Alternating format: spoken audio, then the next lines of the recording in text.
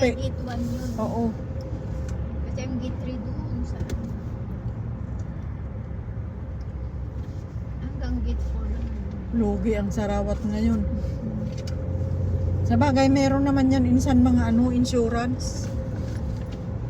Naka-insured naman yan eh. Ano niya na government dito. Oo. Tulungan niya. Sabi niya, kayo mga Pilipini.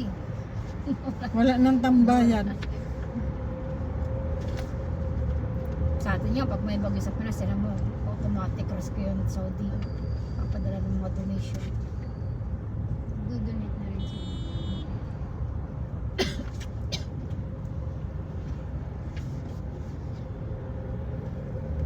Sana kamo wala naman nadamay ng mga tao. Kung nakalabas silang lahat, Dahil maganda. naman pinagbago, ganun pa rin yung kontra yung ano. Yung walang madamay na tao.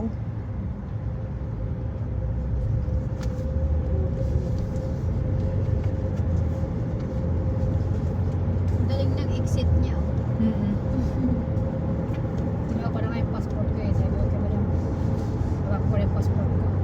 Sabi niya, binigay na sa minister. Sabi, ako na maghawak. Buti binigay na sa'yo. Hindi ba na kasi na sir kayo binigay kay madam?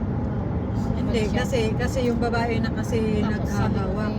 kay madam, ako na magtatawag. Kunin mo rin sa drawer ko. Ngayon kasi bawal na insan yung employer ang maghahawak ng passport. Bawal na. Bawal, pero sa akin kasi walang problema eh. Oo, kasi Kasi automatic bigay naman niya. Eh ngayon ay kay madam na di sabi ko kay madam ako na magtatawag.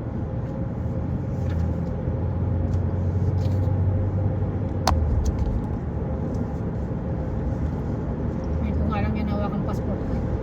Saan bali si sir? Yun ko lang hawakan yung Ako nga sis, di ba yung passport ko pinakuha ko kay Bunso, di ba hindi na alam ng amo ko. pag nag-renew ako ng ano, Hindi man lang pag-umuwi ako, di ba, lahat ibibigay sa akin yung passport. Pagbalik ko automatic, kukunin niya. Yung amo mo lalaki? Kahit pag mag-renew ako, pag na-renew ko na, automatic ko yan. Hinihingi niya na? Bibigay niya, kukunin na talaga. Pero wala akong problema. Sinabi niya, if you want, tell me. I will. Hindi, kasi yung amo mo naman kasi insan marunong magtago. Kasi sabi niya, para hindi nga daw mawala. Marunong magtago yung amo mo. Yung amo namin hindi, kung saan niya linagay, kaya nga pinakupit ko kay Bunso. Hindi, nag-umpisa yan nung ano, sisi. Nung Hindi man lang niya alam na yung passport, kung ako lang sira ulo na magwala-walaan ng passport, pag sasabihin ko na sana yung passport ko. Hindi man lang niya alam minsan na nandito na sa akin yung passport, pero kinuha niya lahat na papel ko. Huwag mo na bangitin kasi Hindi ko na pinapakita. passport. Hindi ko na pinapakita sa kanya. Pag nung nag-renew ko, pang last na renew ko, hindi ko na pinakita sa kanya. Diniretso ko na doon sa kwarto ko. Kasi nung pangalawang renew ko, pinakita ko sa kanya, tapos kinuha niya. Tapos nawala, hindi niya na alam kung saan niya nilagay. Kaya ngayon sasabihin mo, babalik ka pa kasi pag ano ba kung mamaya. Mas maganda mga Mas ikaw na naman sabi ka na ng maga. Babalik ka para hindi sila madali lang sa kung ano pabalik ka.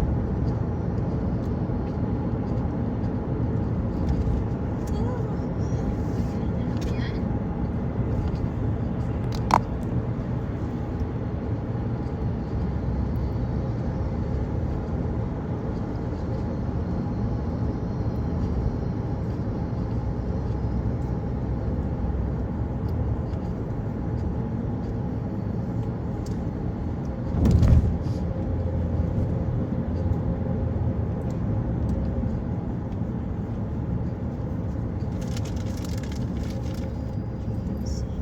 So, di ba, it's na-correct pa yung voters mo.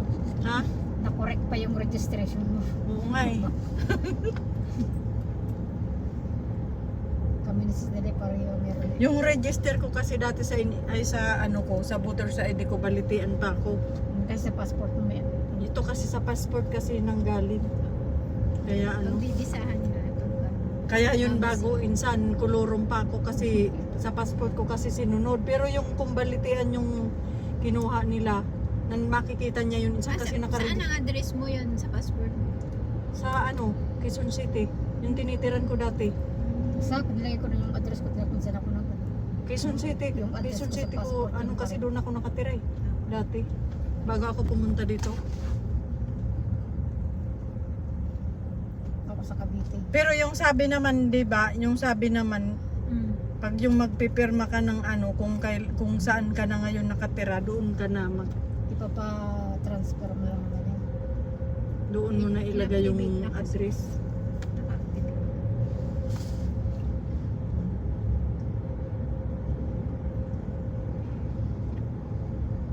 Bilang na tayo sa counting ng mga politiko.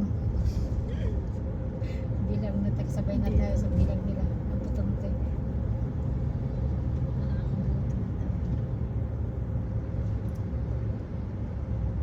Sana kaya ngayon magbi-business yung mga ano nila sa Sarawat sis ngayon. Wala yun. Taga-ano pa yun, hindi pa nila matanggap yun. Sa laki ng puhunan nila dyan. Sobrang tagal na nila dyan. Lalo na yung mga hindi basta-basta makamupun ng mga. Lalo sa alahasa. Lalo na yung sa restaurant, sa supermarket. Pero yung supermarket, restaurant. Ang masama doon sis, yung mga pautang doon sa alahasa na pautang ano. Yung mga sapatos. Tapos yung mga pira ng yung mga pira doon. Tapos yung mga ano doon, Sana yung mga sound system. buti ako ngayon hindi ako pa nakautang, nakahulog. May speaker pa. Buti insan yung alas, hindi ko pa nahulugan. Ha? Yung bracelet na ganito. Grabe no, kung iisipin mo talaga. Tapos ikaw mayroon ka rin doon, si Bing mayroon din kaming tatlo. Buti ka mo hindi kami naghulog nung nakaraan. Baka talagang ano siguro kasi kung Natuliling na siguro si Lucia. una ko magtuloy, sayang. Maano siguro yun kasi siyempre kung ano na yung nahulugan mo na alangan man singilin mo, nalugi na.